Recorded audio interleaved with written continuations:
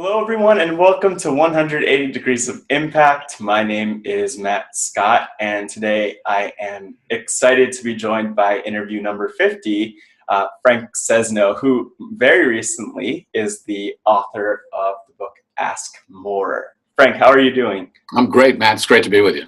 Awesome. Thank you. And I appreciate you taking out the time.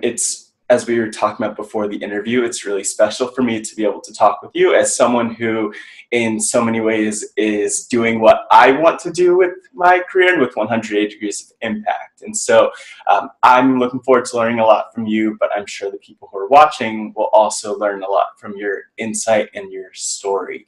I'm looking forward to the conversation. Thank you. And just as we get started, I would love if you could introduce yourself to the 180 Degrees of Impact audience, because I know that my introduction could not possibly do you and your accomplishments justice. Well, you can call me Frank.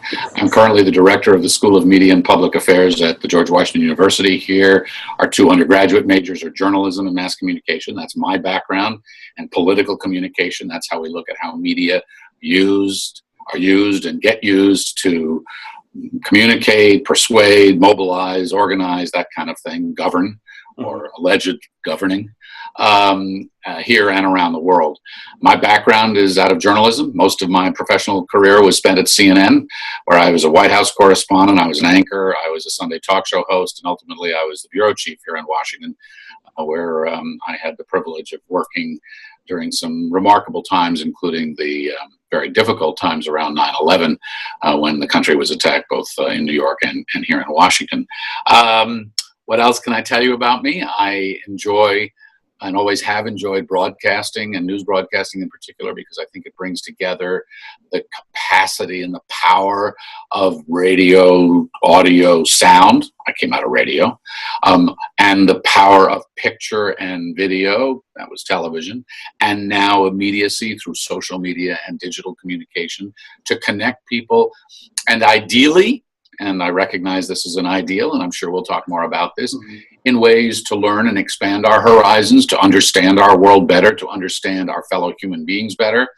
Obviously, we know that it also provides the capacity now to create a lot of mischief and a lot of misunderstanding and a lot of the problems through false news. I won't call it fake news, but through false news and planted news and conspiracy theories to generate confusion, suspicion, and all. So I would like to do something in all of my work, and a lot of it involves sort of the area of sustainability and science communication, that kind of thing, to enhance human understanding, to tell great stories that could captivate and inform and motivate, and as I say with one of my projects, move the planet forward a little bit. Right, absolutely, and that's incredible to hear, just the framing, and we'll get into all of those pieces a little bit more. One thing I think is so interesting is you mentioned 9/11 for one, and I'll say the storytelling around that, your journalism around that, and flash forward to when you started Planet Forward, and even now, it seems from what you were saying that the way that people have to tell stories has changed. So could you tell me a little bit about, if there is a change? I'm not sure. I'm not experienced as a journalist, but as a storyteller, I would only imagine that, just considering the different contexts, that there are changes in how we need to tell stories to get through to the audiences we want to reach. There are a lot of changes. I mean, it's almost hard to know where to begin. Changes in technology, changes in the business model, changes in audience, changes in the way we take information in as consumers, changes in the reach, and changes in the impact of all of this. So let me take them a few, not all of those, one at a time. Let's start by talking about the changes in technology. We've gone from the printing press to the radio to the television to cable television to internet, when the internet was new, and digital technology, and then to social media. Each one of those has been an accelerator and an amplifier of news and information. Each one of those has made it easier and faster to communicate. So that when the printing press came along, allowed the mass production and the mass distribution of what before, monks were locked up in monasteries writing things out by hand. That takes a while. Now you can print, and you can print hundreds, thousands of documents, and they can be distributed, and as people could read, more had access to that.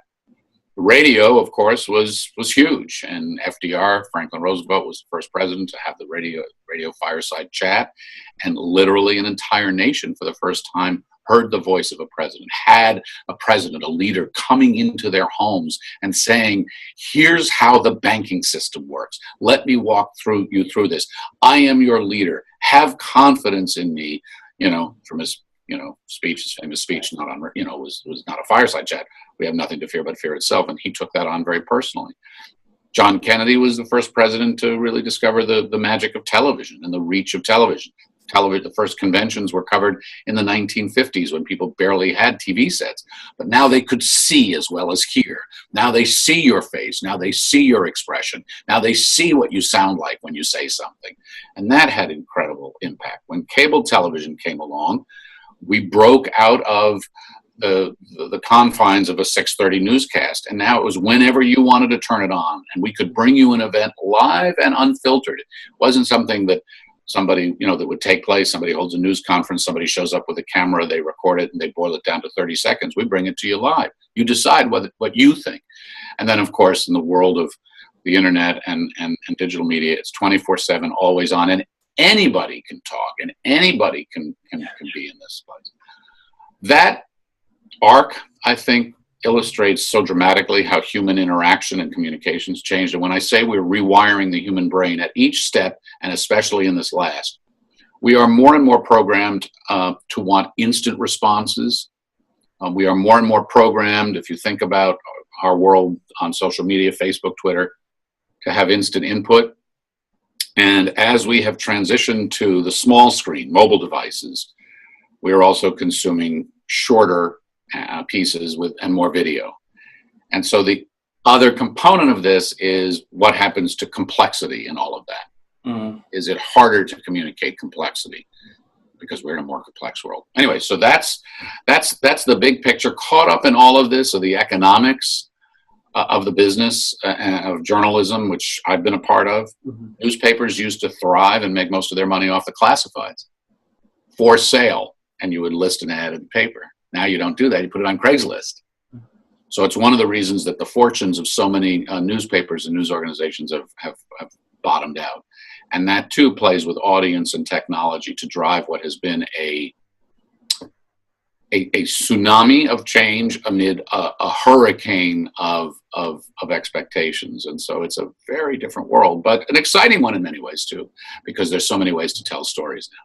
Yeah, I think. Sorry for the long-winded answer, but you asked the big question, so I did the best I could. And I love it because for me, it's important to have the complexity. So, for instance, we mentioned your book at the beginning, and I think it becomes. It feels like more of a task nowadays for someone to pick up a book and read a book because everything you're consuming is 280 characters or 90 seconds on social media oftentimes. It does take focus and time, but I think it's worth having conversations like this where we actually get to hear from you a little bit more in depth, because while this will be, let's say, about a 30-minute conversation, there is so much more that people could learn from you and hear from you. And I think that's the beauty of having the new technology incorporated.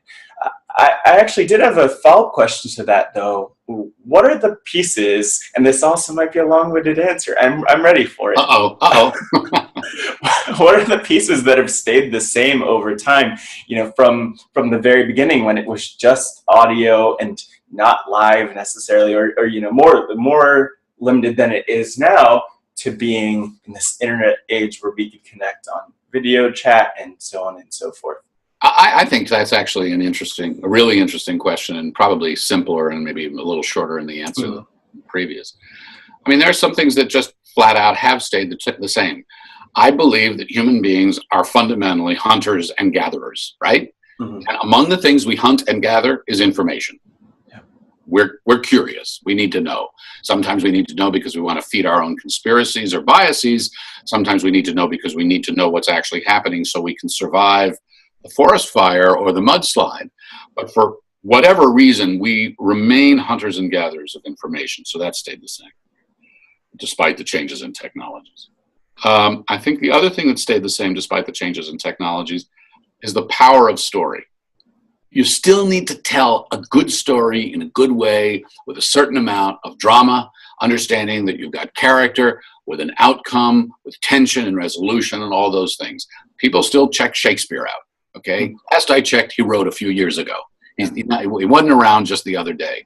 But what is it that has allowed Shakespeare's plays to stand up literally over centuries? Because they capture, fundamental dilemmas and struggles of humanity, of power and love and purpose and loyalty and tragedy and comedy and all of those things. We still watch Seinfeld. Seinfeld's been off the air for a long time, but he got a very lucrative rerun deal going, syndication deal. So in journalism and in storytelling for information, the things that have stayed the same is what makes something compelling? What's going to interest people? What will they remember about it? How do you use character? How do you embed information that will be relevant to your audience? Are you thinking about your audience? When you're thinking about your audience, you can identify them. How much do they know? And how much do you think they don't know? How much can you rely on for background? How much do you need to explain?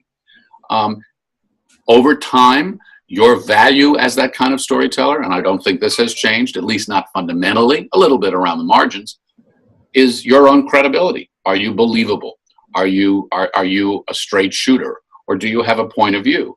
And just because you have a point of view doesn't make you a bad storyteller. There have been people who've had points of view since we started telling stories. Mm-hmm. So you declare yourself somewhere on that spectrum, and then you are who you say you are. So it's about setting expectations. I think that's very important. For journalism, the ethics of journalism should not change, and that means that good journalism, in the real sense of the word, should be based on accuracy, a pursuit of truth.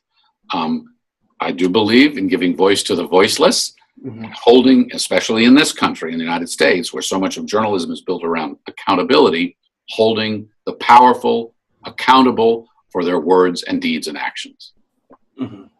I think as a follow-up to that, which is a really incredible point, because you mentioned earlier something about the, I'll say, false news, using the phrase you used. How is it that you encourage, say, the students that you work with and others who are telling stories to distinguish themselves and stand out? One thing that is really frustrating, I'm sure, for a lot of people is just how much information there is out there, and you also mentioned this earlier with technology, that it gives a platform to virtually everyone, or it gives a platform to a lot more people than in the past, I'll say, to have access to larger audiences. So in what ways do you encourage your students to stand out, or even to some extent, I would say, rise above the alternative news sources that might not be as legitimate? Well, so there are several things.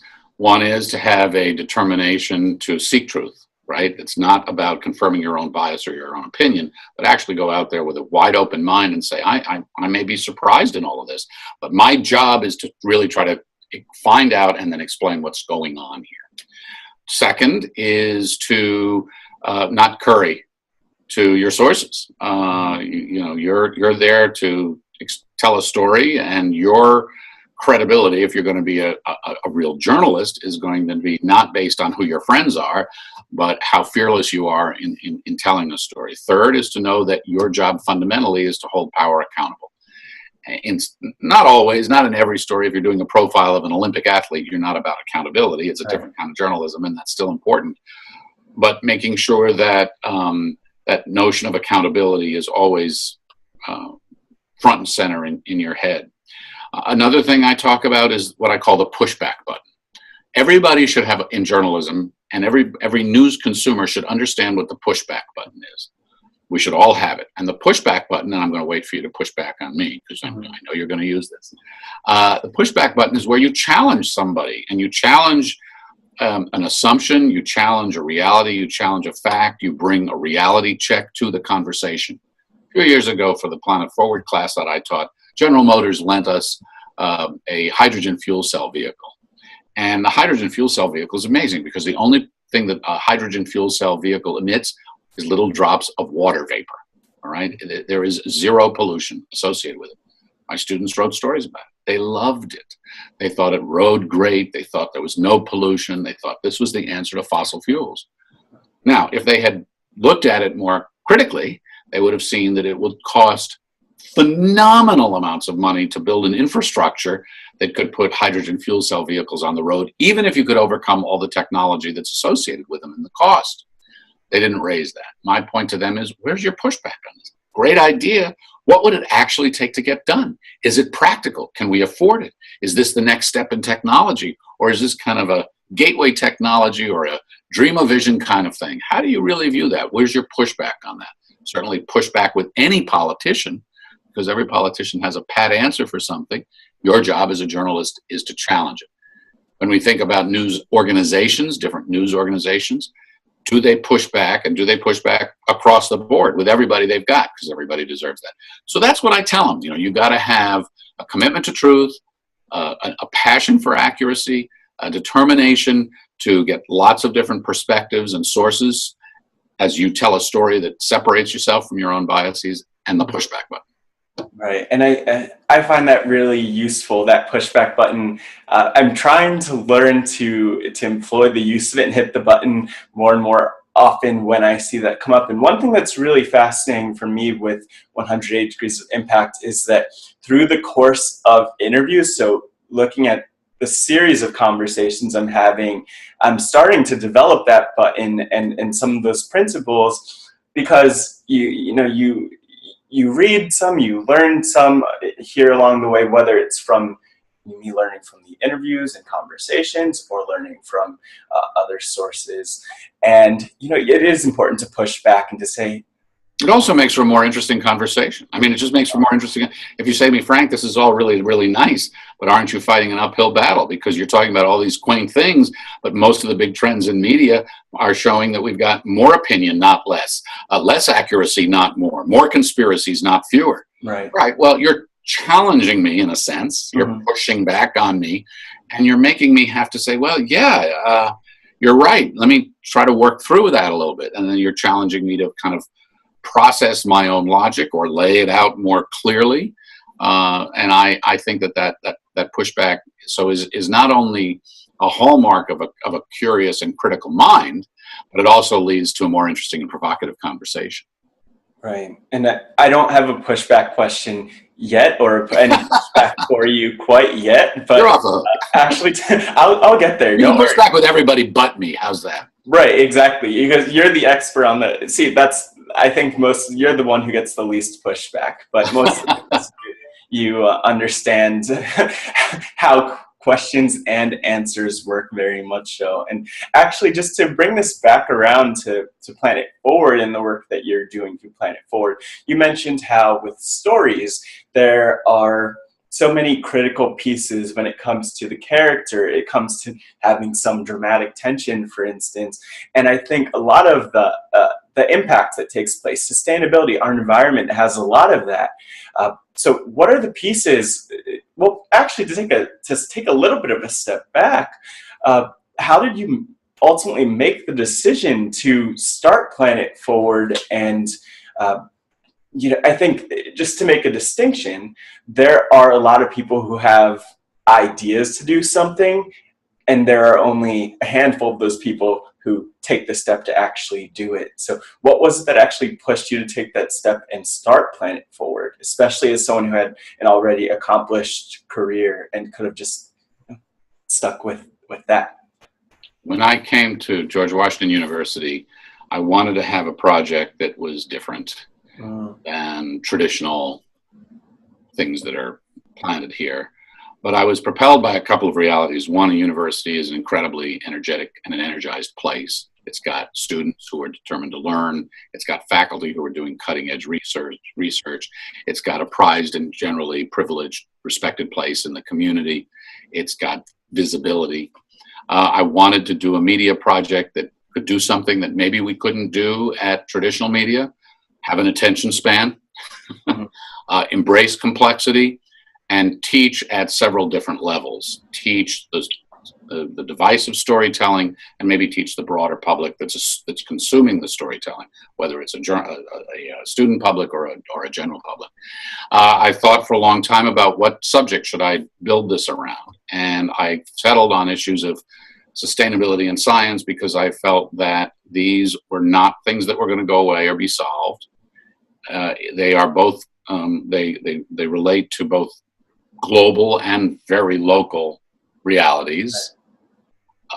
They involve technology because technology is changing, but also business and culture and history and social justice and everything under the sun. I framed it around innovation, the stories of innovation, the stories of great new ideas in the formation, some of them wacky, some of them amazing, some of them coming from students wherever, but sort of as a storytelling device around the celebration of ideas, technologies, and that kind of thing, and then to make them approachable. And that's why I started it, and it's been really quite remarkable to see how it's grown. We have now close to 20 colleges and universities, highly diverse across the country, that are part of this as a consortium arrangement. We have close to 24 Planet Forward correspondents, students on campuses. We engage major corporations and major NGOs who interact with our students. The prize that we developed, a StoryFest prize, and the prize last year was to take students on a storytelling expedition to the Brazilian rainforest. This year we'll go to the Amazon, to Alaska, to see incredible things. And Lindblad Expeditions is, making it possible for us to bring students aboard the National Geographic Sea Lion. So what they're going to see is going to be astonishing, and then they will capture those as stories. Look, I think the power of communication is compelling.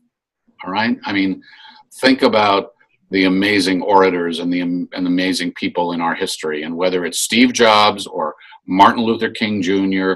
or John Adams, each in their own way has been an astonishing storyteller. That's how they've made their point, and that's how they've grown their flock, and that's how they've crafted their influence, and that's how they changed history. So, that's what we're trying to do here is teach and celebrate that kind of communication, storytelling in defense of the planet. Right. So I'm curious if are there any stories that in Planet Forward and in your work stand out as incredible sustainability stories or incredible examples of sustainability storytelling? Lots. A few years ago, we had a group of students in Rhode Island. They did a story on a windmill that had been crafted there to generate electricity. And the story wasn't on the windmill itself, although they climbed through the windmill and explained how it worked. The story was how the little town in Rhode Island had used 0% coupon, 0% federal bonds to finance the wind turbine. And these were a bunch of students that did the story. We put it up on Planet Forward. Somebody in California saw it. A town manager in California said, "Oh my God, I didn't know about this," and used the story to get in touch with his counterparts in Rhode Island so that they could do the same thing. Mm-hmm. That's the reach of a story. We had a remarkable student do a podcast around a remarkable person up at the SUNY, State University of New York, College of Environmental Science and Forestry.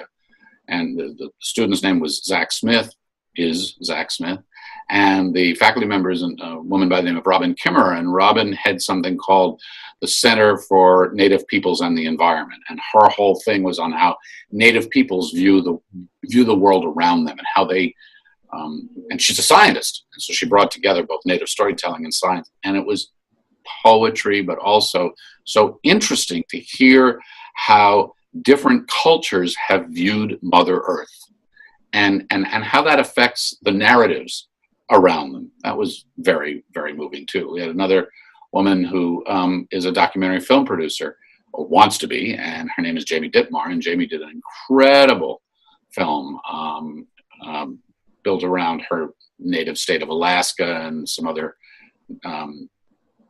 stories that were on the ground there. So they really run the gamut, you know. To me, the mark of a great story is something that's conveying something interesting, ideally some great information, and then is doing it in just a really memorable way. Whoa, I didn't know that, and wasn't that interesting? Yeah, I guess in your opinion and from your perspective, where does storytelling fall short? What do you wish that it could accomplish that it's not currently able? Well, it depends. It's a really good question. It depends on the story. Because, so for example, in the climate space, in the climate and sustainability space, too many of those stories have been told in the context of sacrifice and loss and crisis and fact, counterfact, science, point, counterpoint, and, all the kind of wonky stuff. Those are very important stories. I wouldn't take those away. Those have to be out there. But I think they also have to be accompanied by stories that are really interesting and really inspiring and capture what I've seen over the years of doing this, the unbelievable commitment and creativity of the people who are behind them. People who are coming up with new technologies, new practices. We now screw LED light bulbs into our light fixtures. They consume a fraction of the energy of Thomas Edison's incandescent light bulb. Mm-hmm. Our cars now routinely get 35 miles to the gallon with internal combustion engines. If you have a hybrid, you're going to get 40 to 50 miles to the gallon. I was in a Prius the other day that was doing better than that. That's just amazing. I mean, think about that. Think about what human beings can invent. All right. We focus so much, and this is part of my lament about storytelling and journalism. We focus so much, and I understand why, and we should, but we focus so much on what's wrong, on what divides us, on where we screw up. Mm-hmm. That, as I say, is a very, very critical part of journalism, probably the first part of journalism, right? But that doesn't mean that we should not also spend time on the things that can motivate us and inspire us and show us that we're up to the challenges around us, or at least able to give them a fighting shot. And that's where I think stories can always be better. And they can always be crafted better. The character can be more compelling. The storyline can be clearer. They can be more surprising. I like surprising stories. I like to surprise you. Mm-hmm. I want to take you someplace you've never been before and then have your eyes go wide and go, whoa, that's amazing. I didn't know that. That, to me, is success. Right. It's so fascinating to hear you speaking about what a great story looks like and what a not so great story looks like, because I know you interact with students all the time, and you're transferring that knowledge and that experience to them. And I wonder if you had a magic wand. And wait a minute. Oh, okay. I'm sure. Magic wand. Okay, you have a magic wand, and you have a room of students in front of you. You start with them on day one at GW.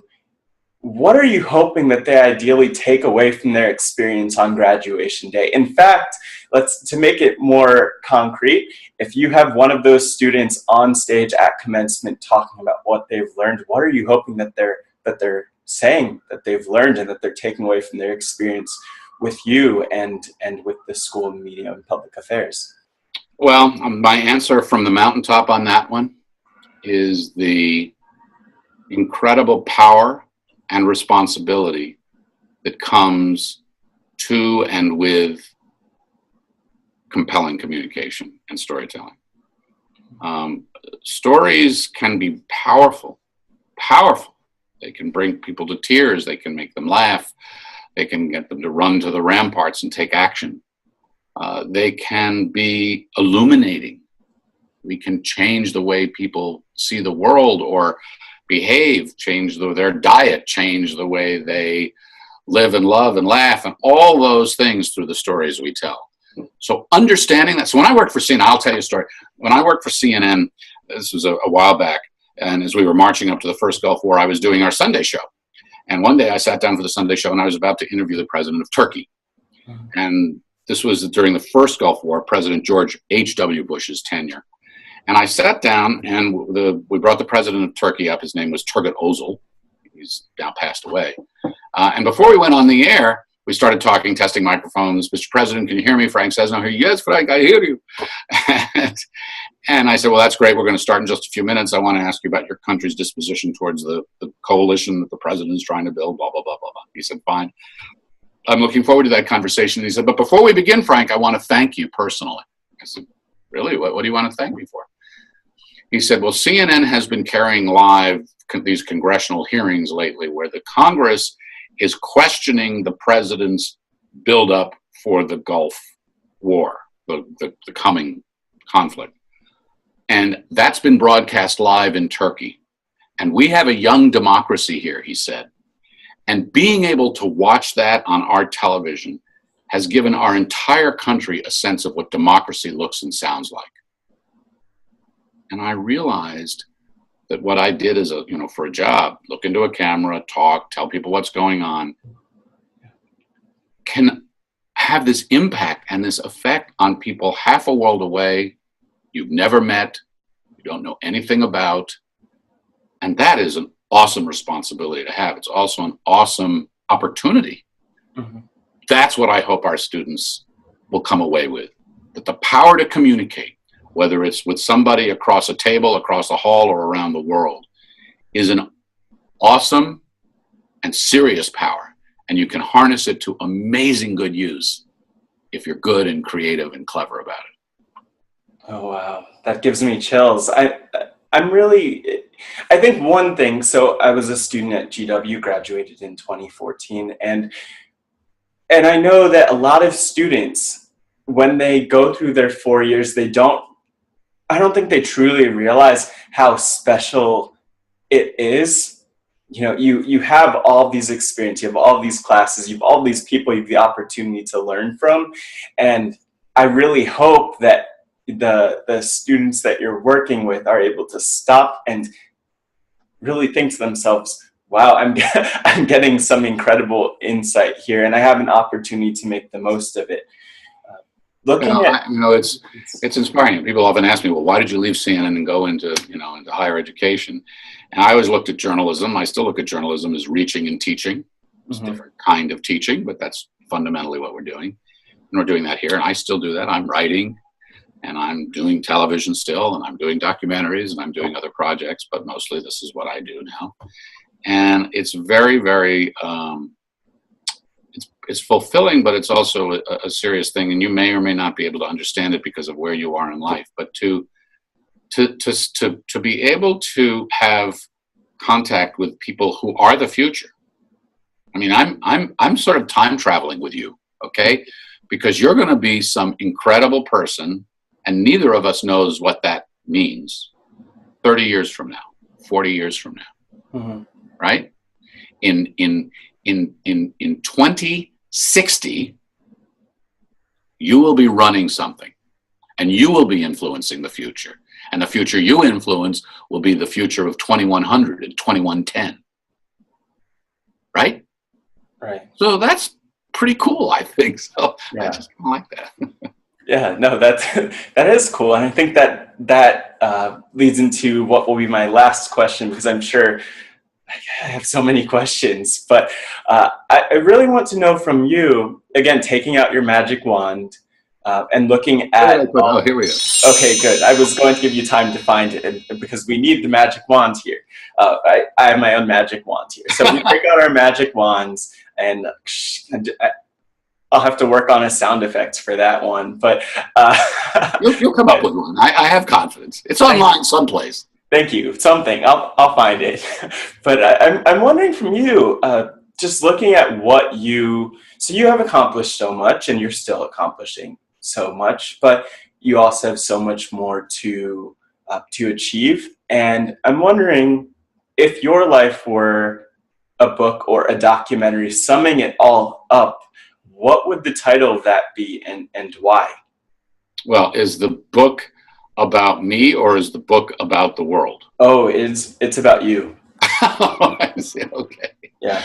Because I was going to say, if it's about the world, I would want the documentary to carry the title of my book, which is Ask More. Because I think that if all of us, if everybody in the world asked more of themselves and of others, of their neighbors and their country, of their kids and their partners and everybody else, it would be a richer place, a more compassionate and empathetic place.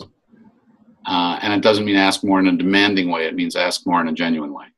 But if I were doing the story about me, and we're not quite leaping forward to, you didn't ask me what's the epitaph, what's on your gravestone, But if I were, if you want to share that, please feel free to. I think I'll take a pass on that one. No, it might be the same thing, but it would be related, and it probably would be just tell me more. I mean, I have loved since I was a kid. I did not go into journalism saying I want to be a journalist. I didn't start that in high school. I didn't study it in college. I've never taken a class in journalism. Let me say that again. I've never taken a class in journalism. And I don't say that proudly, but it just is I was an American history major. I minored in French.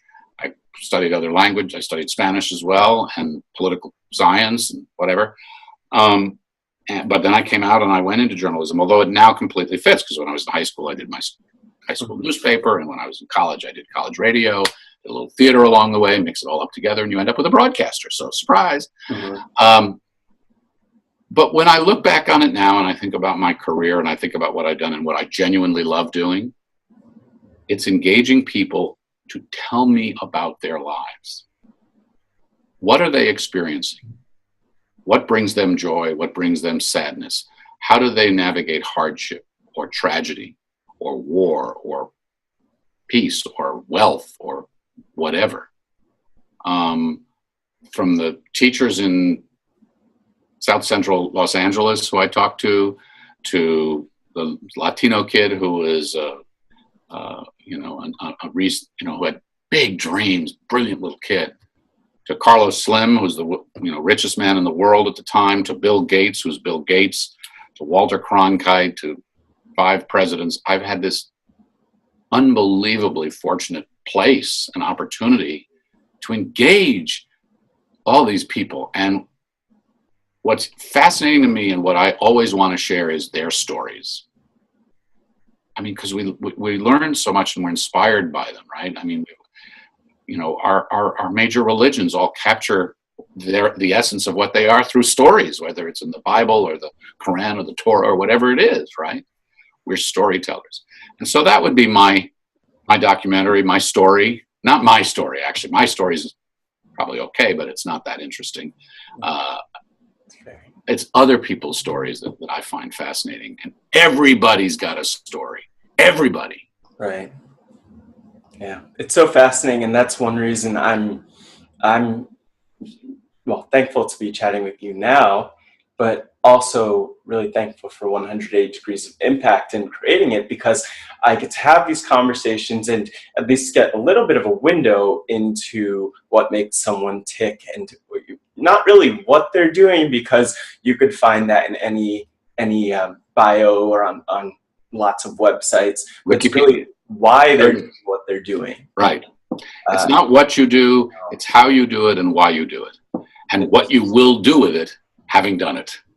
Where will you take it? How will you grow with it? Oh, yeah. Wow. This is exciting. And I want to make sure people have the opportunity to learn more from you, to see more about what you're doing, why you do it, how you do it. So what are some of the website links or places people should go to learn more about you and your work, Frank? Well, I invite anybody to go to my website, which is simply franksesno.com. There's a bunch of stuff there.